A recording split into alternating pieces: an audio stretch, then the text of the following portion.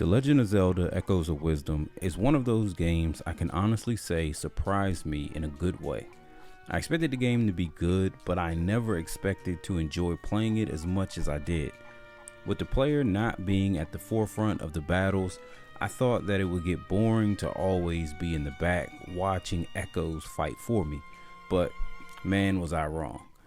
Where normally you just use a sword or maybe a bomb or arrow to defeat an enemy, now you have an array of monster echoes at your disposal, and they all have optimal use cases against their fellow monsters in battle.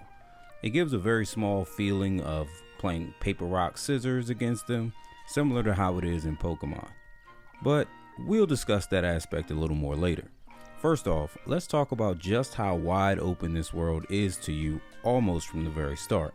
The only reason I say almost is because you may need certain echoes to traverse into certain areas, but there really is no progression locked areas or progression locked echoes that you would need to traverse into those areas. You just need to explore and understand what each echo allows you to do.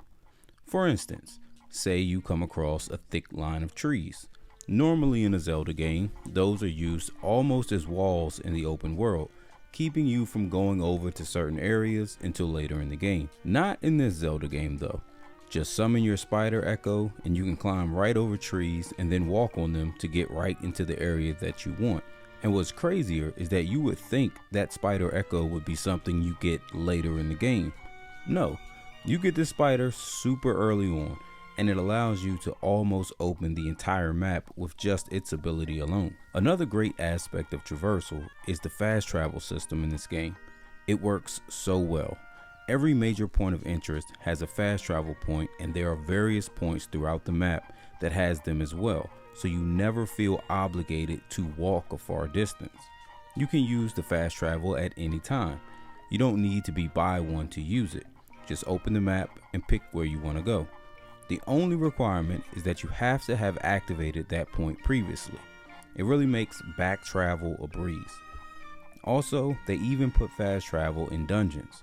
There's usually 2 or 3 of them in certain areas of the dungeon, and there's always one beside the boss room and another at the beginning. There's usually another 1 or 2 depending on the dungeon size that are usually around midpoints or near areas that have locked doors that you need small keys to open. It really feels good when after you went far inside the dungeon to get a small key to open that door you saw like 5 rooms ago and on a different floor, to just open your map, fast travel really close to the door you need to use the key on. It really gives Echoes of Wisdom a Breath of the Wild feel, as you can traverse the entire map well before you are ever close to the end game.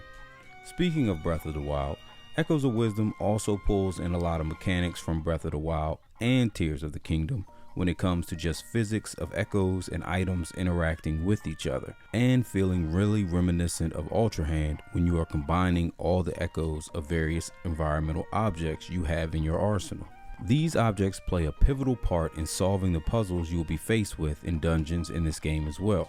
The puzzles are not overly complicated, but there will be times you have to stop and think about what they are asking you to do in this room. But for the majority of the time, you won't have much trouble solving the puzzles because they never have one single solution. This game does a great job of giving you the tools and just allowing you to use your own imagination and discover your unique way of solving each puzzle. Especially since, depending on how much you have traveled the world before taking on these dungeons, you may have more objects than someone else does, and that gives you the ability to come up with even more solutions to that puzzle. The only ones that ever gave me any pause to sit and really think of how to tackle it were the puzzles that required you to hit separate switches at the exact same time. Now, I say the same time, but the game does give you a small window of maybe 1 second or so, and if it's within that window when you hit the switches, the game takes it as good, which was good thinking on Nintendo's part. One of the main things I heard about this game and other reviews was that it made solving puzzles easier, but made battling enemies more challenging than usual, since you are not constantly able to swing a sword like you are used to with Link. Funny enough, I think battles are even easier than ever, since you can summon echoes at will and there is no limit to how often you can summon another one. The only limiting aspect is you have a power meter of how much power you have to summon echoes. However, it works similar to magic points in RPG games, where summoning an echo may cost 2 points and you have a total of 4.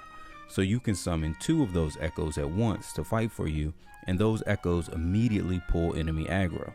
Even though the cost system is similar to RPG games, this is the part where they differ, and it's what makes battles feel a lot easier than normal.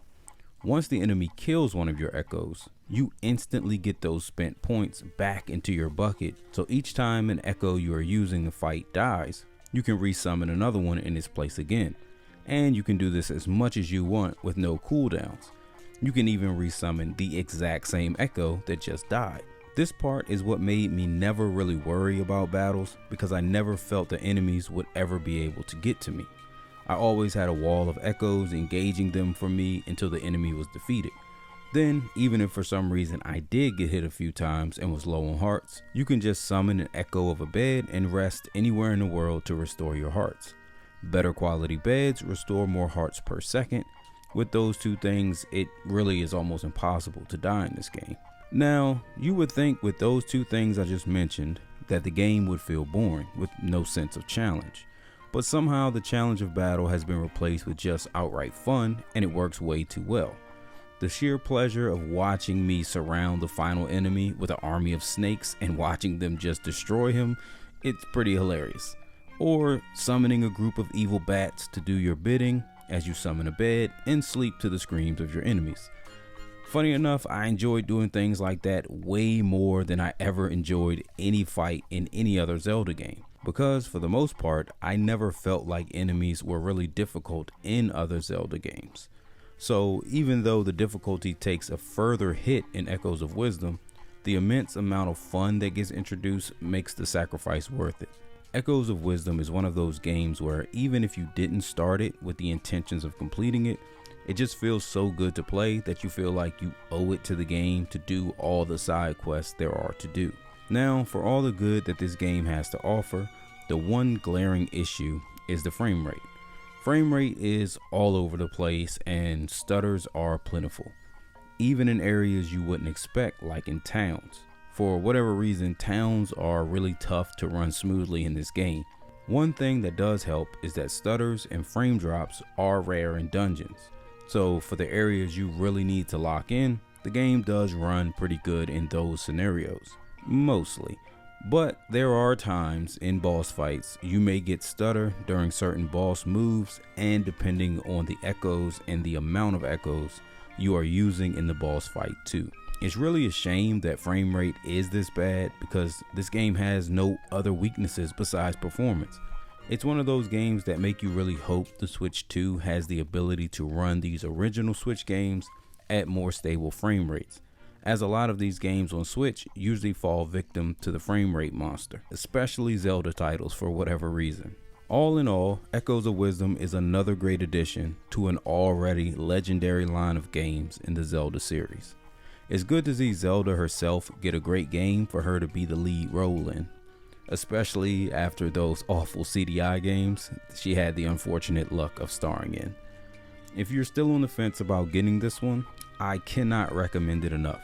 It's definitely a must play on the Switch, and you have just enough time to play it before Mario and Luigi Brothership comes out in November. Well, I hope you all enjoyed the video, and thanks for all the support as always. Catch you guys on the next one, and enjoy your day.